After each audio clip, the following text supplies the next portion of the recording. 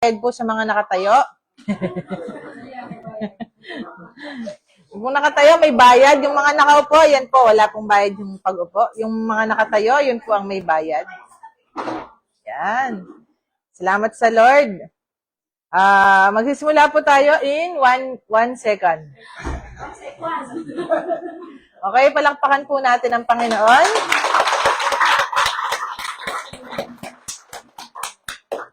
Yan. Good morning po sa bawat isa sa atin. Magandang umaga. Maayong buntag sa inyo tanan. Ay. Yan. Naimbag. Nga bigat. Mabigat. Ayan, salamat sa... Maayam ayabak po. Okay, kahit saan po tayo nandoon, kung tayo po ay nasa Azerbaijan. Tama ba? Saan ba si Kuya? Si Kazakhstan po ba si Kuya Bong? Kazakhstan. Hi! Welcome po sa ating gawain. Sa mga Kuya Bong and Brother Chris, sa mga nasa online. Salamat sa Panginoon. Truly, siya ang nagdala sa atin sa lugar na to today. Para tayo ay sama-samang magpuri, magpasalamat sa ating Panginoon, sa kanyang kabutihan sa atin, sa bawat araw ng ating buhay, sa bawat segundo ng ating mga buhay na meron tayong buhay, tayo ay nakakahinga ng maayos, tayo ay binibigyan ng Panginoon ng panahon para ma-experience pa natin yung goodness ng ating Panginoon sa ating mga buhay. Amen po ba doon? Amen. Palakpakan po natin ulit ang ating Panginoon. Gusto ko po sa inyo lang i-share po ang ating isang verse for today. It will be found in Isaiah chapter 25 verse 1. Lord, you are my God. I will exalt you and praise your name. For in perfect faithfulness you have done wonderful things. Things planned long ago. Sa po sa verse na to, tayo ay itataas natin ang pangalan ng Panginoon sa ating kalagitnaan. Dahil ang lahat ng gawa ng Panginoon ito ay perfect. At lahat ng nangyayari sa bawat isa sa atin ngayon ay naiplano na niya long time ago. Bago pa man tayo nalikha, bago pa man tayo nabuo sa sinapupunan ng ating mga magulang, naiplano na ng Panginoon ang kanyang naisin na mangyari sa buhay ng bawat isa. And truly, God is always faithful. And He will remain faithful sa bawat isa sa atin. You just have to claim and trust the Lord that He will do good and the best things ang laging gusto niyang ibigay sa atin. We just have to trust. We put our full trust, ating full faith sa ating Panginoon. Sa lahat ng planohin niya, sa lahat ng mga bagay pa na nais niyang ibigay sa atin, at sa mga bagay pa na nais niyang ipagawa sa buhay natin. Kaya hanggang ngayon tayo ay naririto at sama-samang mag-aawitan, magpupuri, at magbabalik ng glory sa ating Panginoon. So sa bawat isa po sa atin, alam ko po na meron tayong mga papuri, pasasalamat, at mga thanksgiving sa ating Panginoon on what He has done in our lives for the past days ng ating mga buhay. I just want to request everyone to stand. Let this be the time for us to declare God's goodness in our lives. Pag-idolize sa mga tao, kunyari, nagandahan tayo sa boses nila, say, woo! Diba? Paghanga, nakakapagsigaw tayo dahil humanga tayo sa mga magaling maglaro ng basketball, magaling umawit. But then how more we will say kung gaano kabuti ang Panginoon sa ating mga buhay, then the more we can say it loudly. Di ba po? We will use our mouth. Let's have at least 1 minute for us to declare the goodness of the Lord. Let's all say thanksgiving. Huwag nating pansinin kung sino man yung nasa ating tabi, but with all our hearts, sabihin natin sa Panginoon, hayaan yung marinig ng ibang tao kung ano yung gusto nyong sabihin na pasasalamat at pagpupuri sa Panginoon, because it is how we are declaring how blessed we are. kung gaano kabuti ang Panginoon sa ating buhay, and all the more, magiging blessing din po iyon para sa bawat isang makakarinig nito. Hallelujah. Let's all say our praises to the Lord. Hallelujah. Lord God, we praise and thank you, Panginoon, sa inyong kabutihan sa aming mga buhay, Panginoon. Truly, salamat, Panginoon, na ngayon kayo, Panginoon, nakatunghay sa bawat isa sa amin. Salamat, Panginoon, sa inyong pag-iingat sa amin, Panginoon. Sa bawat araw ng aming buhay. Salamat, Panginoon, sa buhay na aming enjoy, Panginoon, everyday. Sa pag-iingat niyo sa aming trabaho, sa aming pamilya, Panginoon, sa aming anak, sa aming asawa at mga magulang. Salamat, Panginoon. Truly, truly, Panginoon, ang buhay namin ay nagmula sa inyo. Lord God, salamat, Panginoon, sa mga natapos na deadline. Maraming salamat, Panginoon, sa mga prayers na inyong nasagot, Panginoon. Maraming salamat din, Panginoon, sa patuloy na pagpo-provide nyo ng aming mga pangangailangan, Lord God. Salamat sa kagalingan na nagmumula sa inyo, Panginoon. Sa kalakasan na araw-araw po naming natatanggap mula sa inyo. Magmula sa pagbubukas ng aming mga mata, Panginoon, hanggang sa aming pagtulog sa gabi, Panginoon. Maraming salamat, and truly, you're giving us daily, Panginoon, the chance to experience you in our lives. To know that you love us, Panginoon. To know that you are with us. And you will never leave us, Panginoon. Maraming salamat, Panginoon. Kayong maitaas, Lord God, sa aming kalagitnaan. Panginoon, patuloy kayong madakila, Panginoon, sa aming mga buhay. Salamat, Panginoon. Patuloy kaming itataas, Panginoon, sa lugar na ito. And Lord God, maraming salamat, Father God. Sa umagang ito, narinig niyo, Panginoon, aming mga papuri at pasasalamat para sa inyo lamang, Lord God. Truly, Panginoon, sa lugar na ito, kayo lamang, Panginoon, ang maitaas. Kayo ang madakila, Panginoon, sa lugar na ito, Panginoon. Truly, Panginoon, kayo ang nagtatag, Panginoon, ng sambahan ito. Maraming salamat, Panginoon, for continually making us, Panginoon, feel your love, Panginoon, in this family. Maraming salamat, Panginoon. Patuloy kayong gumagawa at nangungusa, Panginoon, sa bawat isa sa amin. Lord, we believe, Panginoon, that you will do miracles, Panginoon, in our lives, that you will give breakthrough, Panginoon, sa aming mga buhay. May it be, Panginoon, sa aming mga trabaho, sa aming mga sitwasyon, sa mga oras na ito, may it be sa aming mga pamilya, Panginoon, sa aming mga kalusugan, in Jesus' name, Lord God.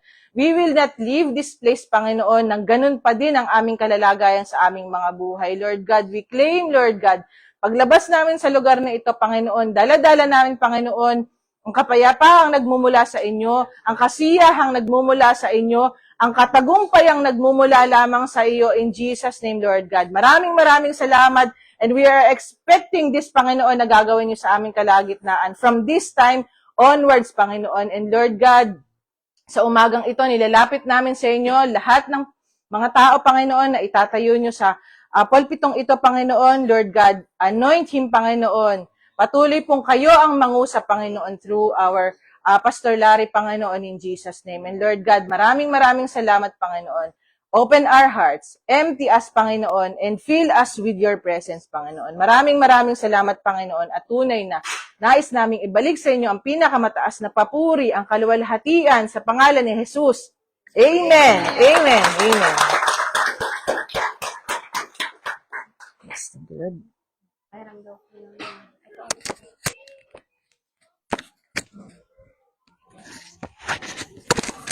Okay. Amen! Hallelujah! Sige po, patuloy po nating palakpakan ang Panginoong Diyos. Ibigay po natin ng mataas na papuri at mataas na pasasalamat sa Kanya. Amen! Kamusta po ang lahat? Kamusta po ang ating isang linggo? Wow! Thank you, Lord! Marami po tayo ngayon! And thank you, Lord, po nakasama po natin ang ating pong mahal na pastor. Thank you, Lord, for sa kanyang kagalingan, sa aming pong mahal na pastor. Thank you, Lord, for the strength, renewal of the strength. So, bago po tayo magsimula sa ating pong pagpupuri sa Panginoon, let us welcome everyone sa araw na to. So, sige po, habang po natin kinakantang I love this family of God, let us kamustahin ang bawat isa po sa araw na to. Amen. Hallelujah.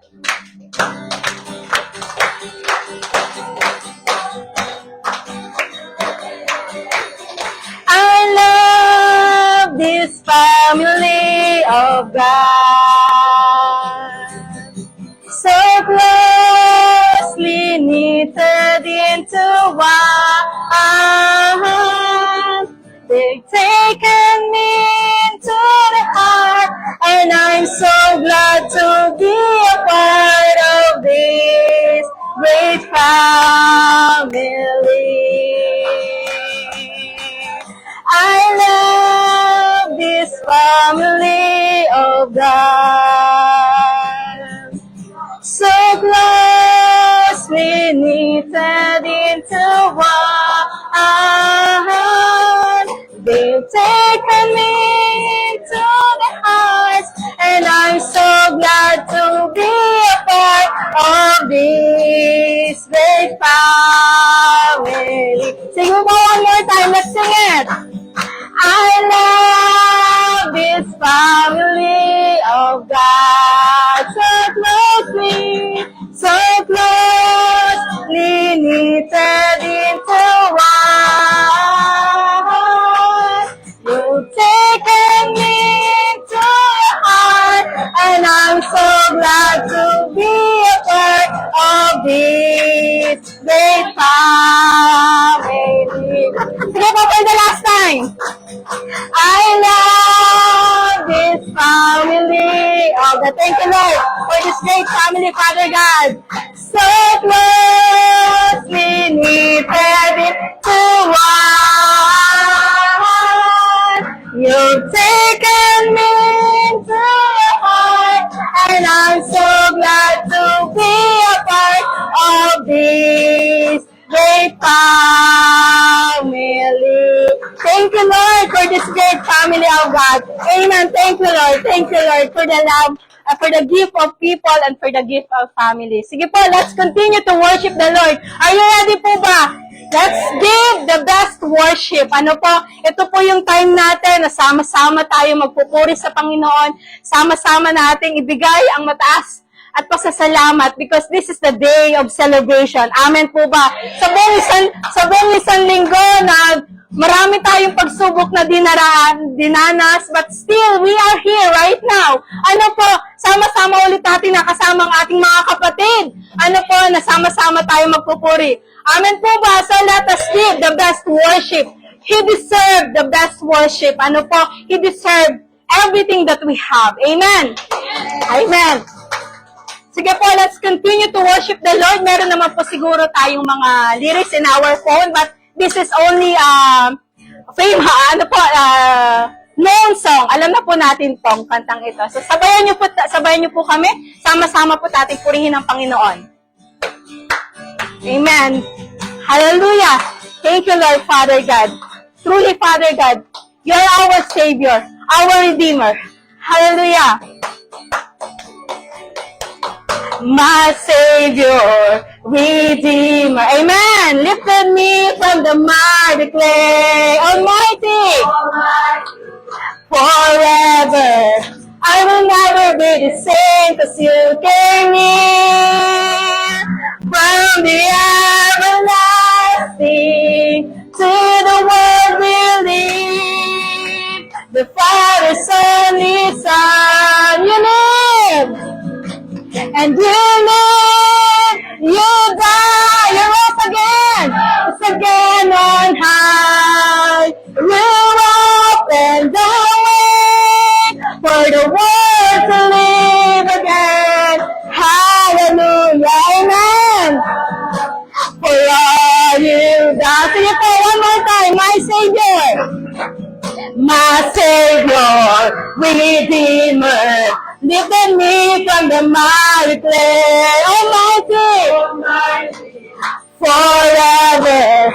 I will never be the same, 'cause you came in from the everlasting to the world we live. The Father, Son, His Son. You live, amen. You die, you rose again on high. You open the way for the world to live again. Hallelujah. Yes, all you done, you live. And you live, you die,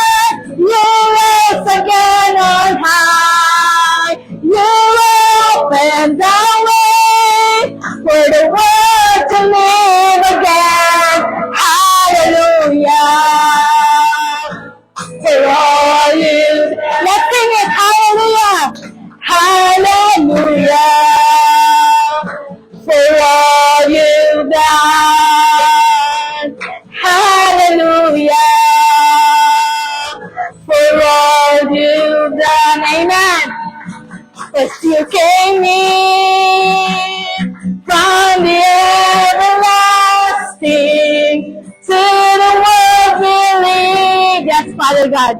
For the only Son, 'cause you came here.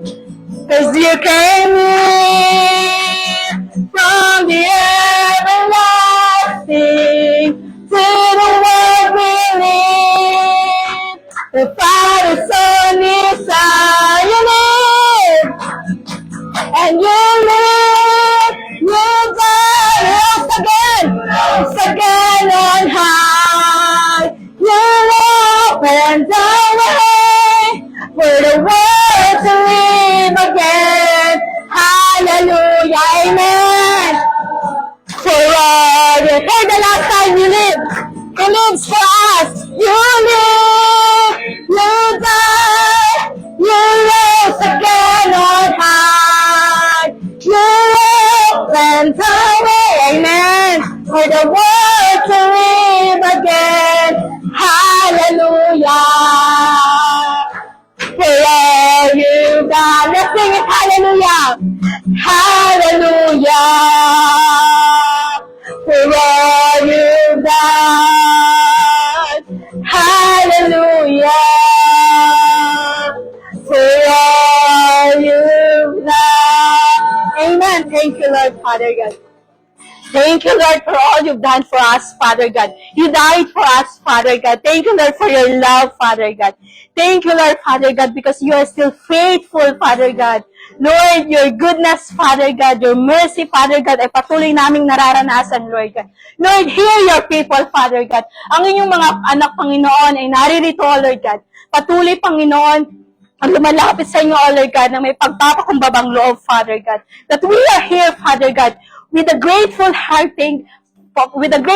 Father God, na amin pong nararanasan, Panginoon. Thank you, Lord, Father God.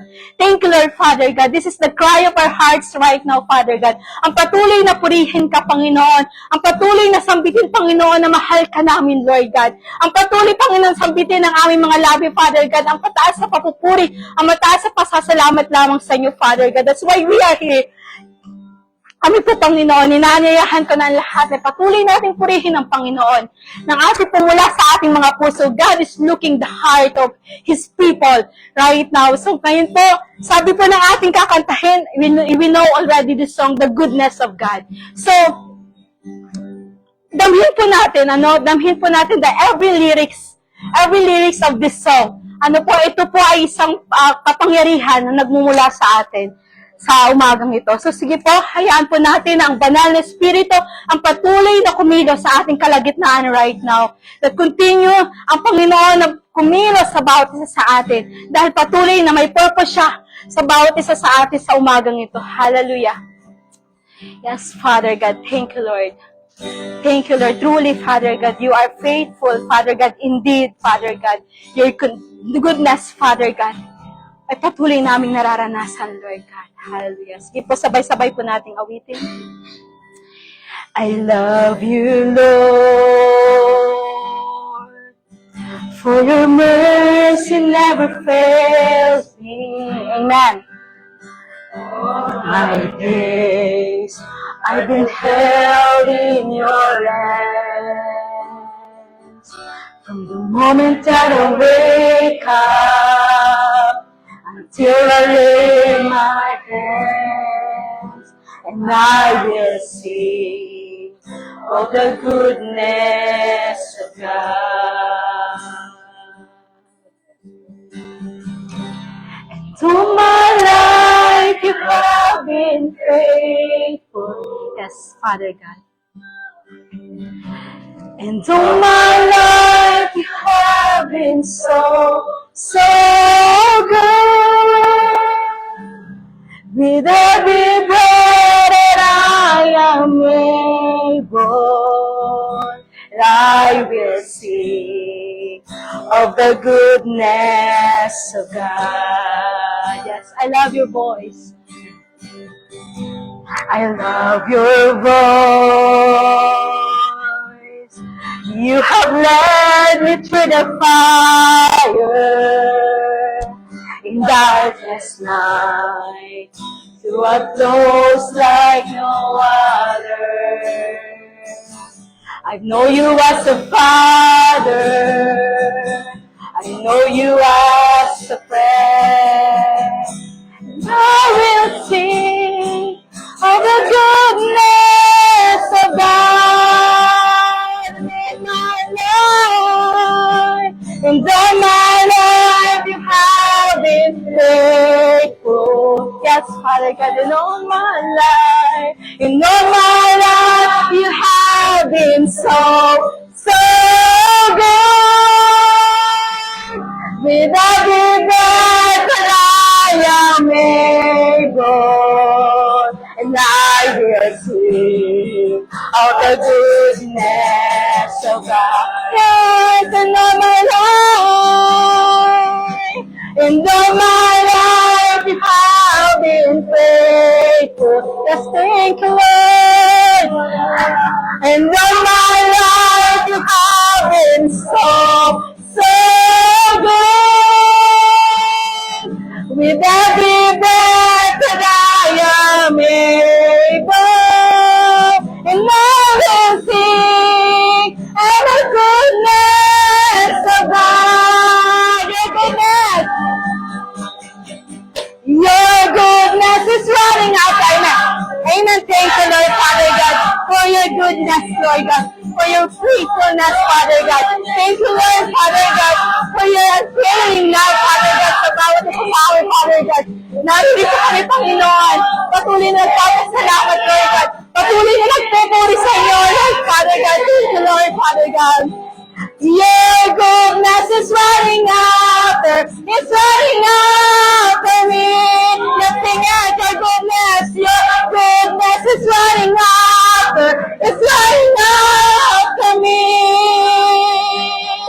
Your goodness is running after, it's running after. Yes, Father God, thank you, Lord. For the life laid down, I surrender now. I give you everything. Amen.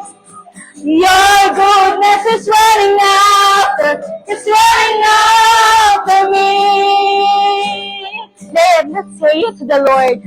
His faithfulness. Thank you, Lord, for your faithfulness. Thank you, Lord, Father God. And all my life you have been so good. With every breath that I am able, and I will sing of the goodness of God. Yes, let's sing it all my life. And all my life you have been faithful. Yes, you are, Father God. All my life you have been so good. With every breath that I am able, will I just sing of the goodness of God. Sige po, let's continue to worship the Lord. Let's say it to the Lord. Let's sing it to the Lord with all our hearts, with all our soul, that this song is for Him only for His glory, only for His honor, that He deserves everything that we have. Let's sing it. And all my life you have been faithful. Yes, thank you, Lord. And all my life you have been so good. With every breath that I am able, I will sing for the goodness of God. And I will sing for the goodness of God. And I will sing for the goodness of God.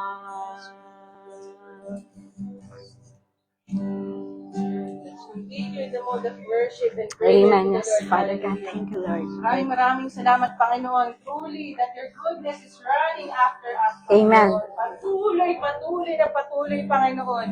Nais ninyong abutin ang bawat isa sa amin, Panginoon. Amen. Thank you, Lord, Father Truly, God. hindi kayo napapagod, Panginoon. Naabutin kami, Panginoon. How far pa kami, Panginoon, na lumayo sa inyo, but you never get tired of us, Panginoon. Amen. Your love for us is unending. Hindi namin kayang ipaliwanag sa salita on how you love us and how you're continually loving us. That your goodness, yung inyong kabutihan, ang patuloy na humahabol sa amin kahit gaano pa namin ito iwasan because you are love.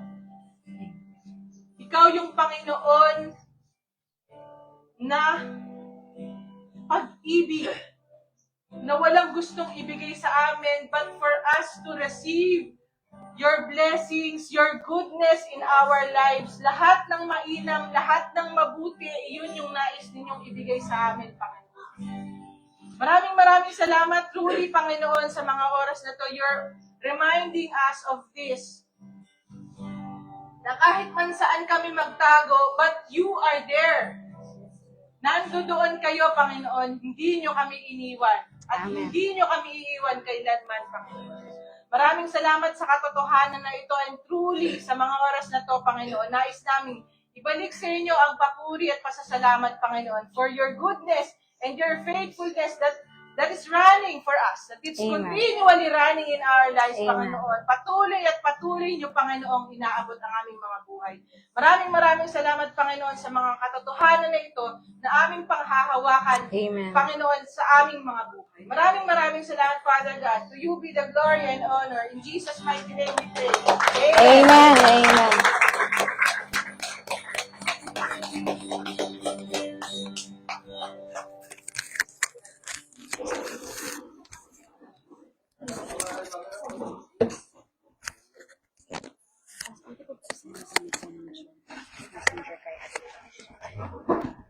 Messenger mo lang sa sa messenger ko sa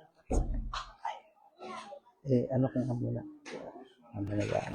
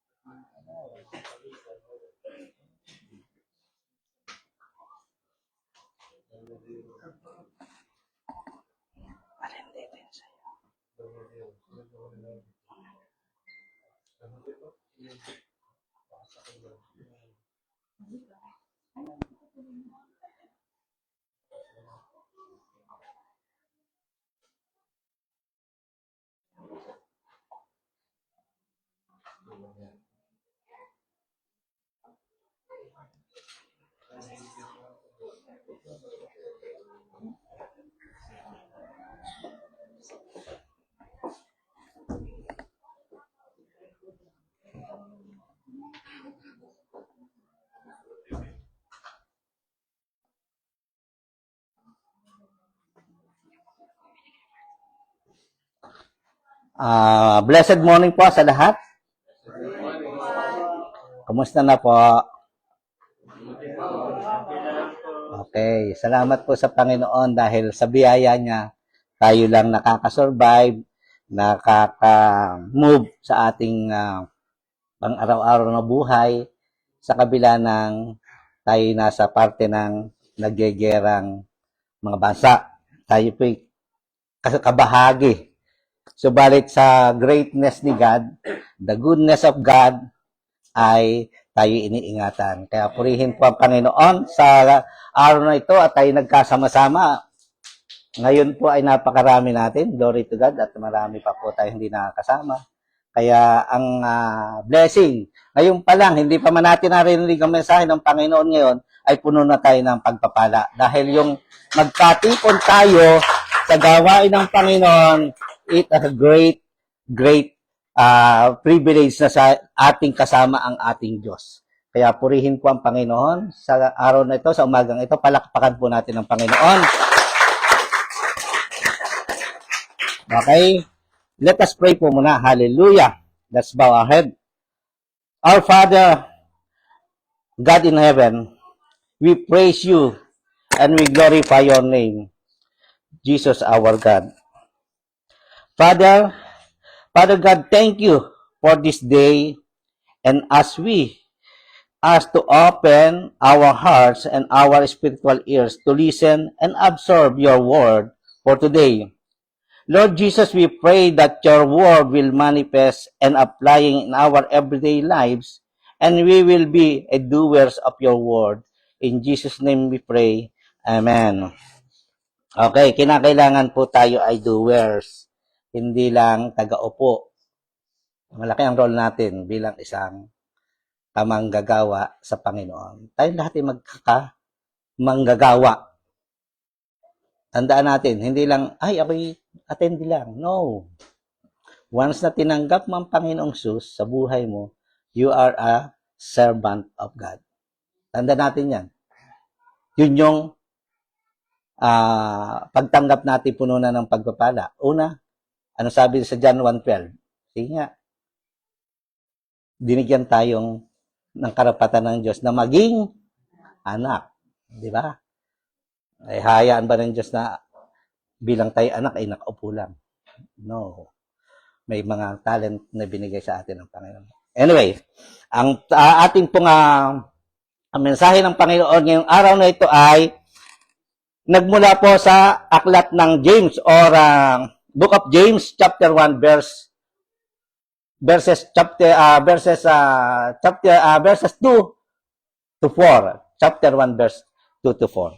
Ito po ay may pamagat na strengthening of faith at the end. About strengthening of our faith. Ngayon, ang ating verses ay sinasabi dito, consider it pure joy, my brothers and sisters, whenever you face trials of many kinds, because you know that the testing of your faith produces perseverance. Let perseverance finish its work so that you may be mature and complete, not lacking anything. Sa Tagalog, para maliwanag, dahil lahat naman tayo ay Pilipino, yung hindi makaintindihan ng Tagalog, di pag-aralan nyo. Kala nyo, ha? Sabi dito, mga kapatid, magalak kayo. Magalak, ha? Kapag kayo dumaranas ng iba't ibang uri ng pagsubok, dapat ninyong malaman na nagiging matatag ang inyong pananampalataya sa pamamagitan ng pagsubok. At dapat kayong magpakatatag hanggang wakas upang kayo'y maging ganap at walang pagkukulang. Hindi pala pwede sa buhay natin na tayo'y tinawag niya at tayo'y mga anak niya na hindi tayo makakaranas ng pagsubok. Yung pala'y kasama. Dahil, ano ang benefits? Ano yung kaakibat? Ano yung involved?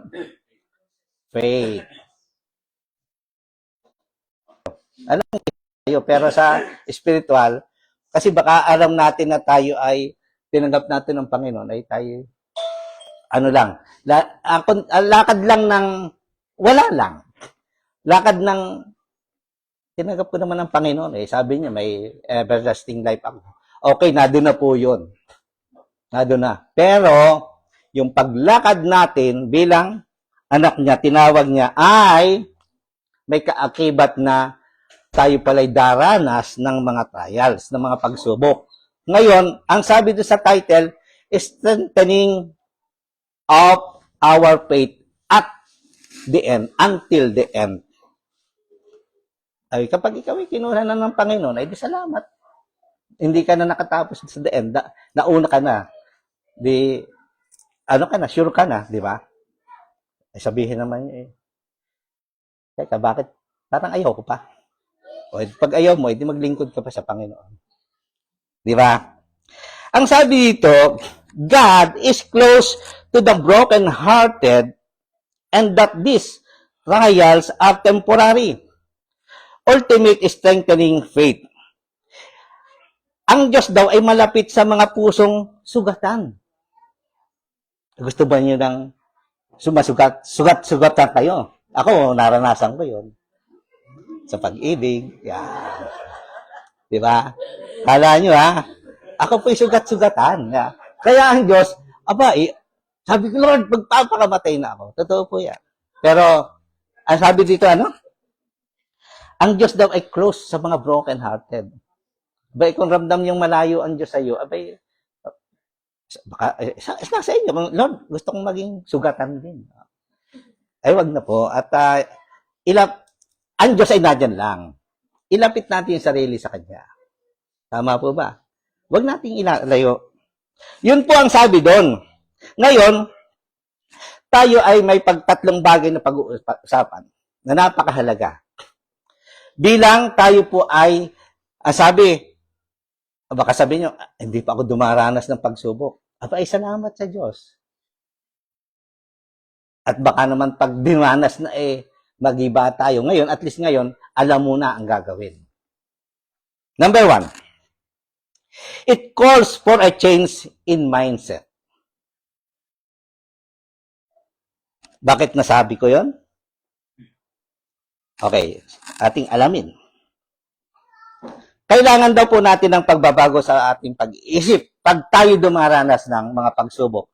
Ang sabi, suggesting that joy is possible in trials because of what they produce, not because of trials themselves are enjoyable. Ipinahihiwatig po dito na ang kaligayahan ay posible sa mga pagsubok dahil kung ano ang kanilang magagawa o napoproduce, hindi dahil ang mga pagsubok mismo ay kasiya-siya. Hindi naman nga po talaga dahil ang pagsubok ay suffering yan. Talagang yan ay, pero ang sabi ng God ay, sa kabila ng dinaranas mo yan, ay ang sabi? Enjoy, joyful, magalak. O, tatandaan niyo yung mga word na ating dahil napakahalaga natin, napapakinggan natin. Kapag tayo dumaranas ng pagsubok, ay magalak daw. Sabi ng Panginoon, sabi ng Biblia. Ang Biblia ay Sino siya? Diyos. Jesus Christ. Ang sabi, but why we need it calls for a change in mindset. Ang sabi dito, a change in mindset during the trial is necessary.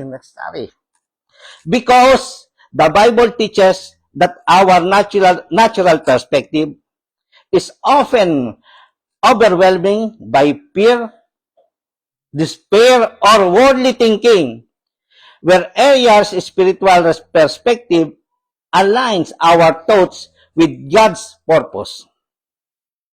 Trials are intended to refine character, produce endurance, and draw believers closer to God. Katulad ng sinabi ko kanina, requiring a shift from seeking comfort to seeking growth. Sa Tagalog, lagi kong tatagalogin kasi ako po pag sa English hindi ko makagad mag-gets yung Ngayon, sabi ko mas maganda uulitin ko sa Tagalog. Ang pagbabago ng pananaw sa panahon ng pagsubok ay kinakailangan dahil tinuturo ng Biblia na ang ating likas na pananaw ay madalas na nalulumbay ng takot, kawalang ugnayan sa ating isip, sa layunin ng kawalang pag-asa or makamundong pag-iisip. Samantalang ang espiritual na pananaw ay nag-uugnay sa ating mga isip sa layunin ng Diyos.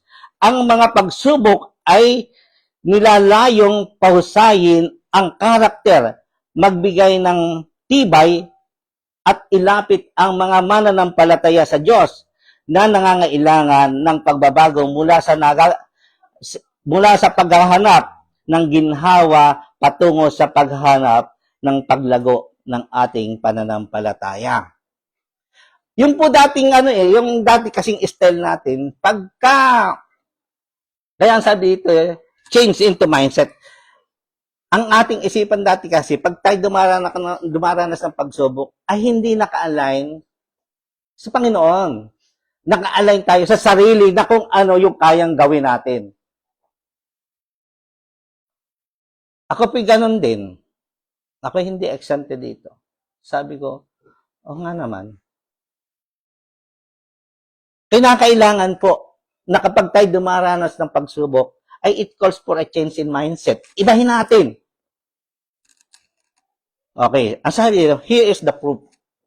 Or ma-prove natin why we need to shift our mindset. Number 1, recognizing trials as refiners of faith. Pagkilala sa pagsubok bilang, ano yung refiners? Pagpino or pagdalisay sa ating pananampalataya. Rather than focusing on pain, a changed mindset sees trials as necessary for rebuilding perseverance and refining faith, similar to purifying gold. Imagine, yung pala yun, na purify, katulad ng pag-purify sa isang gold, ang ating pananampalataya.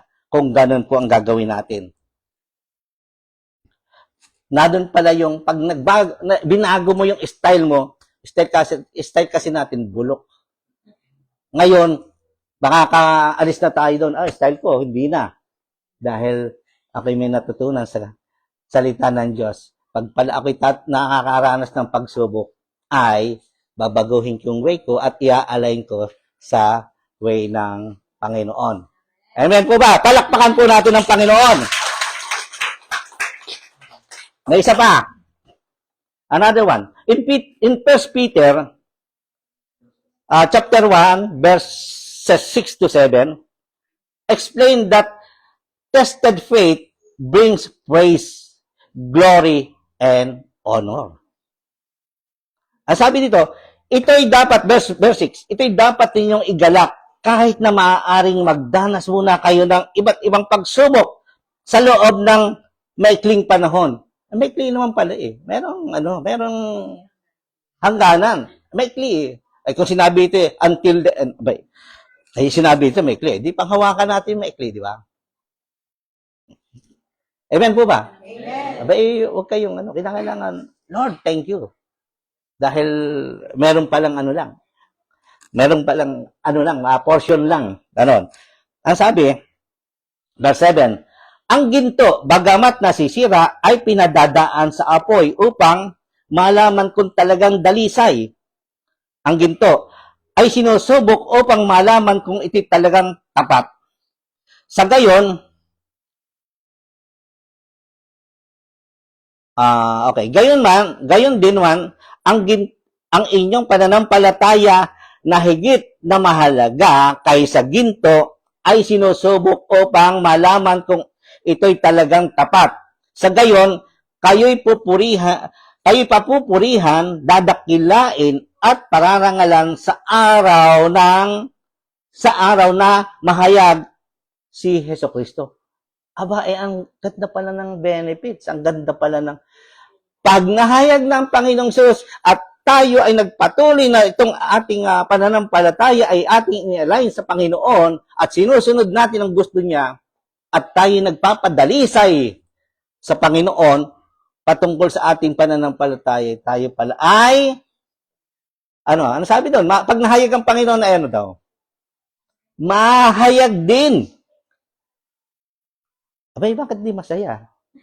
Ay, palakpakan natin ang Panginoon. Glory to God. Diba? Hindi lang pala, yung pansarili natin na, bagat ay hindi lang iniaalay ng Panginoon ang ating faith sa Kanya. Kundi, meron ding kaakibat na regalo or benefits or prize. Imagine, pag nahayag ang Panginoong Jesus, ay mahayag din tayo. Ibig sabihin, pag tayo pag tayo nasa Kanya na at nagtawag na ang Panginoon, ano ang mga ginawa mo? Ano yung ano? May mga prizes na yan. Aba, hindi tayo. Meron din. Ang niya eh. Kaya tandaan natin, yung ating ginagawa dito sa lupa, habang tayo naglilingkod, yan po'y nakarecord sa Panginoon. Kung ikaw ay puro sablay, sablay din lagi ang ano, pag magtatawag ng Panginoon siguro, akala mo hinatong katas, wala na naman ako po. Wala na din naman natawag yung pangalan ko. Kinakailangan po tayo, kaya tayong lahat ay tinawag nga niya, yung talent na binigay niya sa atin, ay gamitin natin. Kaya, para tayo po ay mayroong prizes ding matatanggap sa Panginoon. Which is, ang ating prizes na ang titirhan natin doon ay mansyong ano? Gold. Di ba? But yun ay another. Ikaw ay nakatira na, tapos mo tatawagin, oy, meron akong prize sa Panginoon. Oh. Di ba? Maganda yun, ganon. Kinakailangan. Kaya be serious sa ating buhay pananampalataya, sa ating paglilingkod. And number 2, overcoming anxiety and finding peace. Ito po ay patungkol pa rin sa pag-change ng mind natin kapag tayo dumaranas. Ang sabi dito, shifting a godly mindset allows individual to surrender anxieties through prayer, resulting in peace that guards the heart. Ang sabi sa Isaiah 26:3, promises perfect peace to those with a steadfast mind. Binibigyan mo ng lubos na kapayapaan ang may matatag na paninindigan at sa iyo'y nagtitiwala. Ang Diyos po ang nagsabi nito. Binibigyan tayo ng paninindigan. Kumbaga, tayong nagtitiwala sa Panginoon ay laging may peace of mind. Ano bang pakiramdam pag dumaranas ng pagsubok? Gulo ang buhay, di ba? Gulo. Aminin natin. Aminin natin, huwag tayong maging opo. Ayun na lang, financial lang dumating sa buhay mga pagsubok eh. Oh. Kung saan-saan agad ka talon eh. Kung saan, ako po yun. Kung saan-saan, kaya po ako tama-tama ay, Lord, salamat sa pagmamahal nyo dahil pinakikita nyo sa akin itong ganito na mabago yung mindset ko. Mabago. Hindi lang sa financial, lahat. Ang nagtitiwala sa kanya ay may peace of mind pagka may problema. Glory to God po. Palakpakan po natin ang Panginoon. Yan po ang sabi sa kanyang salita. Number 2, key. Number 1 po ay yung, ano sabi sa number 1?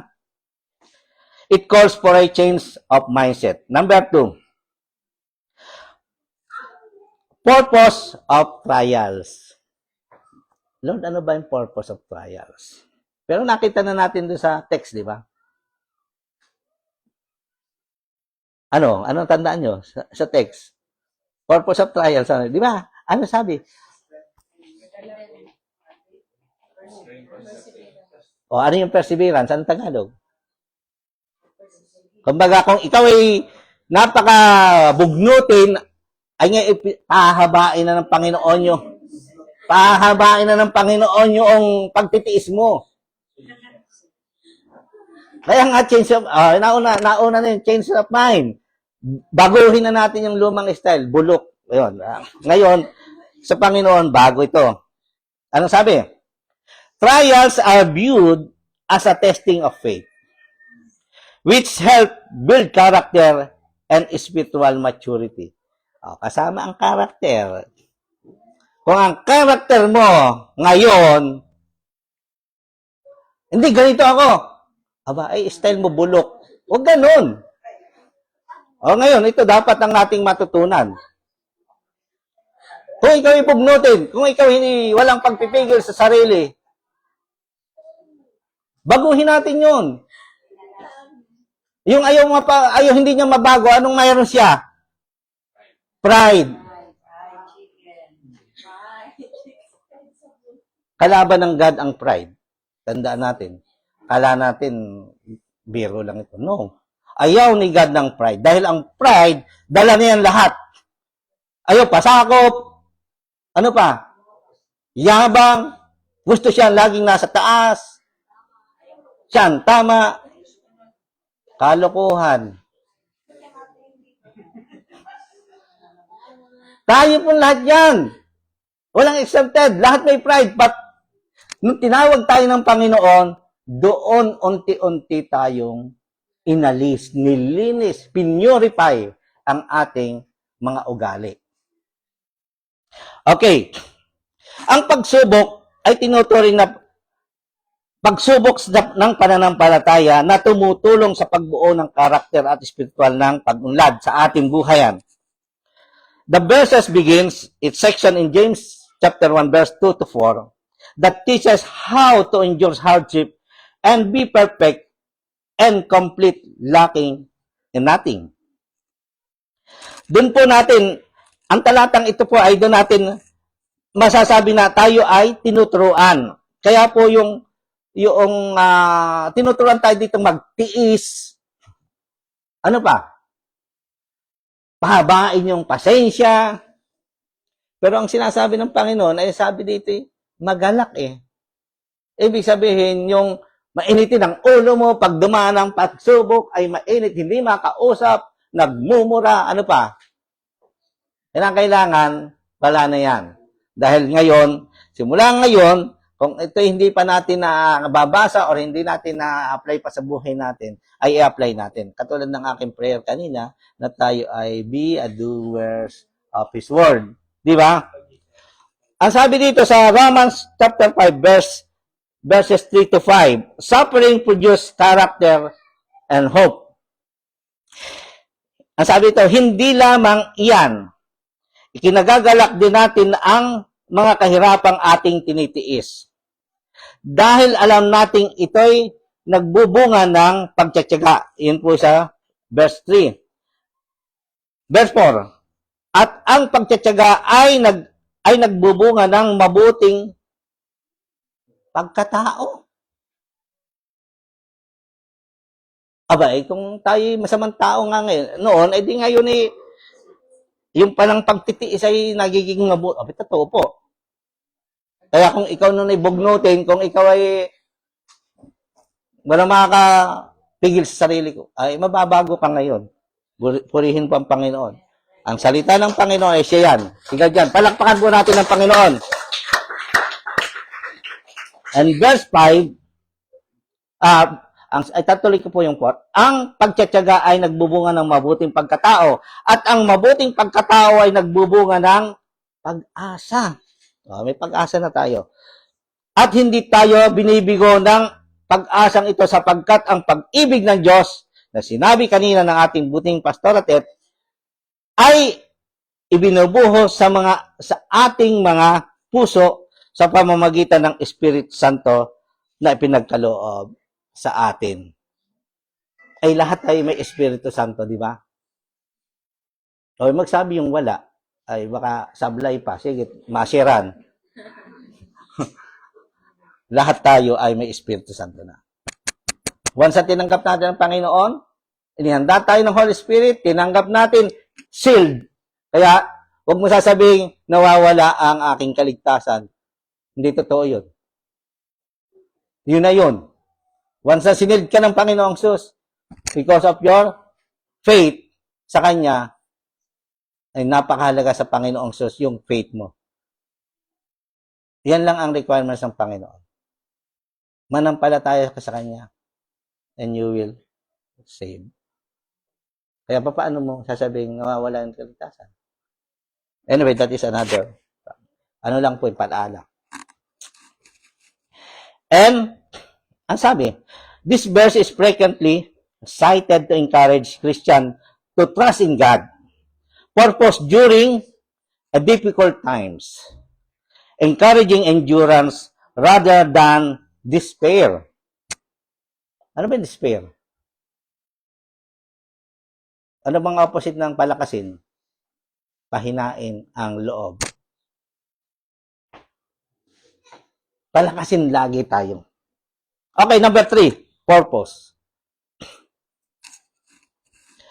Purposeful opportunities. Ayan na, opportunities na. Last, but not the least po ito. Teaches that Christians can maintain joy during hardship by viewing them as purposeful opportunities for spiritual growth rather than punishment. Itinuturo daw po sa mga Kristiyano ang maaaring manatili ang kagalakan sa gitna ng mga pagsubok sa pamagitan ng pagtingin sa mga ito bilang layuning pagkakataon para sa espiritual na paglago sa halip na parusa. Number 1, opportunities for growth and maturity. Maturity. In James chapter 1 verse 2 to 4, trials many kinds test faith, which is produces perseverance and ultimately maturity. Nakuha po ba? Yung sinasabi sa James 1 to 4. Ultimate maturity. May perseverance ka na. Ano sabi sa perseverance? Kung ikaw dati ay napakaliit ng pasensya, ngayon, I believe, ang Holy Spirit ay gumamanifest sa atin lahat. Tayo po ay kung ano yung weakness natin ngayon ay pinabago na ng Panginoon. Pinahaba na sa atin yung mahabang pasensya. At ultimate maturity. Ano ba yung maturity? Sasabihin, hindi pa yan matured. Anong ibig sabihin nun? Hindi pa siya matured. Matured saan? Maraming general po yung maturity. Ang ugali niya. Hindi pa siya matured sa pagdidesisyon. Hindi pa siya matured in spiritual, in physical, siyempre, kasama yun. Ano pa, yung hindi matured? It's mean, hindi pa ganap. Hindi ka pa, wala ka pa doon sa, we are in process. Kaya ang sabi dito, ultimate maturity. Ngayon, ito bang pakikinig natin ng salita sa Panginoon ay masasabi nating tayo na matured? Amen. Glory to God po. Palakpakan natin ang Panginoon. Magmamature na tayo dito. Ay di yung walang makapigil sa iyo, di mababago na. Kontrolado mo na, di ba? Ay di ikaw ay wala nang ugaling magaspang. Sa madaling sabi. Mababago na. Ninipis na, mapipinong. Nare-refine ka na. Di ba? Opportunities for growth and maturity. Number 1. Doon sa purposeful opportunity. Number 2. Opportunities to experience God's strength and presence. Opportunities to experience God's strength and presence. May experience daw po. Opportunity tayo po ay makaranas ng anong God's strength. Involved ang God. Eh di, katulad kanina, na sa title ay strengthening of faith at the end. Ngayon, ito na. May strength ka na, nasa presence ka pa ni God. Yun po yung ikalwa na opportunities. Sabi sa 2 Corinthians 12:9, God's grace is made perfect in weaknesses, making trials a platform for divine power. Ang ganda pala. Ay di, anong sasabihin nyo ngayon? Lord, gusto kong laging mayroong trials. Kasi, ayan ang daming opportunity. Sabi na ubo yata. Abay, alam ko naman po ay talagang tayong lahat ay dadanas ng mga trials. Diba sinabi kanina? Ang sabi, magalak. Number 1, yung kagalakan lagi. Kasi, sino yung nakaranas na lagi pag nakakaranas ng trial si mukhang Biyernes Santo? Hindi na makakausap. Di ba? Ganun yung ating attitude dati eh. Bakit ano nangyari sa'yo? May problema ako. Aba, ang sabi ng Panginoon, maggalak nga daw eh. Ito sabihin ko sa inyo. Ang kagalakan kay God. Ang sabi niya, rejoice in the Lord every minute of our lives. Yan ang sabi. Ano yung opposite? Pag opposite, kanino yun? Kalaban, di ba? Ay, anak ka na ng Diyos, tapos ikaw ay pag na problema, mukhang Biyernes Santo ka. Ano ba yung mukha ng Biyernes Santo? Ang tagal ko na naririnig yun eh. Mukhang Biyernes Santo. Parang parang hindi malapitan, hindi, parang yun ang alam ko eh. Yung hindi makausap, hindi maipinta mo ka, yun. Hindi maipinta. Ay, paano yun? Hindi busangot. Ganun po. Kinakailangan tayo, ang sabi dito ay, sabi sa 2 Corinthians, God's grace is made perfect in weaknesses. Lahat tayo may weakness. Huwag nyo sasabihin wala. Hindi ako naniniwala doon. Ang sabi ng Panginoon, i-honor mo na ikaw ay lagi nagkakasala. Pag sinabing weakness, kasalanan sa Diyos. Yun, nagkakasala ka. Meron kang weakness. Kaya nga weakness eh. Ano ba yung weakness mo? Tapos, ay pagka mag-BBS o mag-prayer meeting, ay ako yung may katamaran. Aba, yun ang weakness mo. Yung katamaran na yun. Aalsin natin yun. Ang sabi dito nga, perfect in weakness. God's grace. Sa grace pa rin ng God tayo. Kung hindi natin kaya, kay God pa rin tayo lalapit dyan. At ang sabi, it encourages shift in attitude, focusing on the endurance and faith building these trials produce. Hinihikayat niya tayo sa pagbabago ng pananaw na nakatuon sa pagtitiis at pagpapalakas ng pananampalataya na dulot ng mga pagsubok na ito. Ngayon, pupunta na tayo sa conclusion. Bago tayo mag-conclusion, ano yon? Sige nga, ano yung number 1? Okay, yun yung title. Number 1, it calls for a change in mindset. Number 2, purpose of trials. And number 3, purposeful opportunities. Yan. Mindset, bago yung style natin. Kung tayo dumaranas natin ng mga pagsubok na agad hindi natin may align sa way ni Panginoon. Ngayon, tayo po ay naka-align na lagi. Pag may pagsubok tayong dadaanin. And then, yung ikalwa ay yung trials. Purpose ng trials. Ano yung purpose ng trials? Tayo pala ay palalakasin dito. Malaki ang benefits. Na kapag nahayag ang Panginoon, sa araw ng hayagan ng Panginoon, ay kasama tayo. Diba? And number 3, ang purposeful opportunities. Maraming opportunities po tayo na ang sabi dito ay growth and maturity and experience God's strength and presence. Conclusion, the Bible verses urge believers to view challenges not with dread, but opportunities for spiritual growth and joyful maturity. Tagalog, ang mga talata sa Biblia ay nag-uudyok sa mga mananampalataya na tingnan ang mga hamon hindi na may takot kundi bilang mga pagkakataong para sa espiritual na paglago at masayang pag-unlad or pagkamalikhain. Ngayon, sino yung nagbibigay sa atin ng strength? God. Anong sabi sa Philippians 4:13? Sige nga.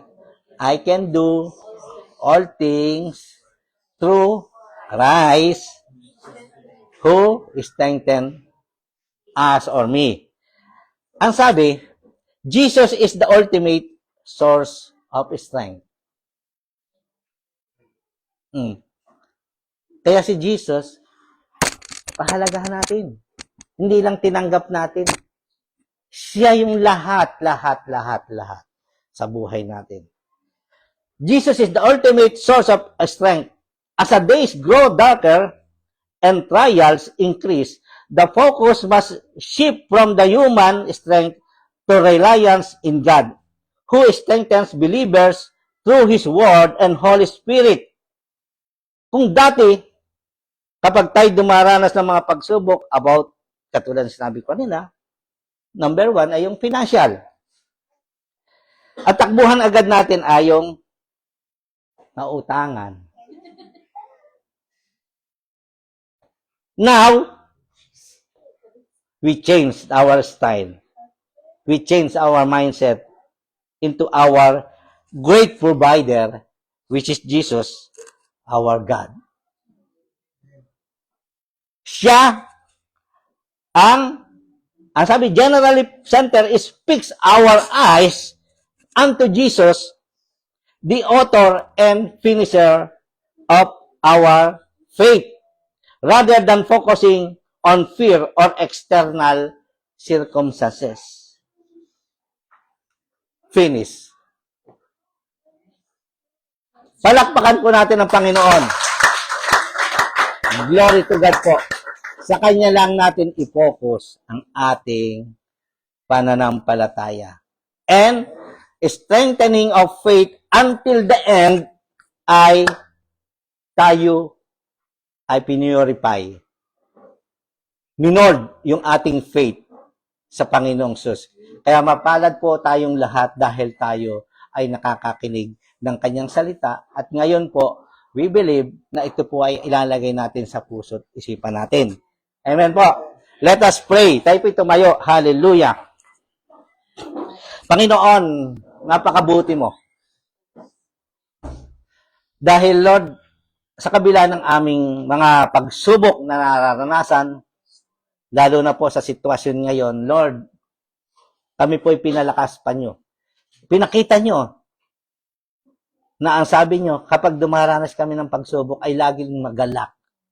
Dahil itong kagalangang ito ay may kaakibat na pagpapalakas ng pananampalataya namin. May kaakibat na katagumpayan until the end kami po'y lalakas ang aming pananampalataya because of you, Jesus, our author and finisher of our faith. Lord Jesus, thank you. Thank you. Lahat po ng narito, Panginoon, kami po ay kine-claim na namin na pinalakas mo na. Binago mo ng isip namin na dati kami hindi sa inyo tumatakbo pag dumaranas ang pagsubok, but now, Lord Jesus, ay sa inyo lang kami namin itutuon ang aming pananampalataya, ang aming paningin, because you are our great God. Kayo po ang kalahatan sa buhay namin. Kaya salamat po sa araw na ito, sa tagumpay ng gawain ito, at kayo po ang nataas at nadakila sa aming kalagitnaan. Kaya Lord, purihin ka at dakilain ka. Ito po aming dalangin na may pasasalamat sa pangalan ng Panginoon Jesus. Amen. Amen.